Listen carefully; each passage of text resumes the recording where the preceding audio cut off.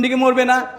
উনি যদি বলে না উনি বাংলাদেশের বাইরে ওনার কবর হবে, ওনার বাংলাদেশের বাইরে ওনার জানা যাবে, তাহলে ঠিক আছে। আমরা তো বাংলাদেশে বসবাস করি, বাংলাদেশে থাকতে হবে। এক একটা জুলাই যোদ্ধা আবাবিল পাখি, আবাবিল পাখি হয়ে আমরা এই যে ডক্টর ইউনূসের যেই বাসভবন যমুনাতে, ওখানে গিয়ে এক একটা পাথর করে নিক্ষেপ করবো। ওই পাথরগুলো আল্লাহর গজব হয়ে পড়বে। কেন আজকে আমরা এখানে এভাবে গিয়ে দাঁড়াবো? উনার কেন এত ভয়? কিসের এত ভয়? এর পিছনে কি কোনো কাজ করছে? এটা আমাদেরকে বলুক, জানাক।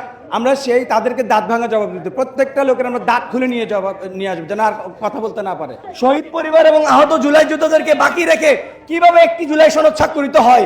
আর যারা জুলাই সনদে এখন আজকে সিগনেচার স্বাক্ষর করবে, তাদেরকে আমরা জুলাই গাদ্দার হিসেবে ধরে রাখবো।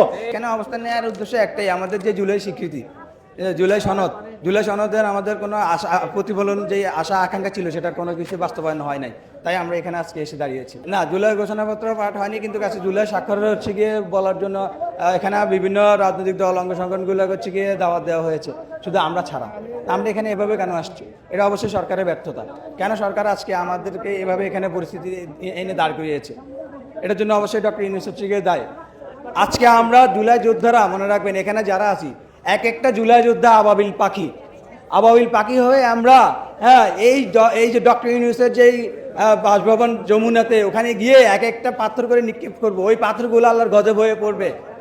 কেন আজকে আমরা এখানে জবাব দিতে, প্রত্যেকটা লোকের আমরা দাঁত খুলে নিয়ে আসবো, যেন আর কথা বলতে না পারে। কেন আমাদের সাথে আপনার এভাবে পায়তারা করতেছে তারা আমাদের এই সনদ নিয়ে? এটা আমাদের যৌক্তিক দাবি। কেন তারা আমাদের সাথে এই ফাজলামিগুলো করতেছে?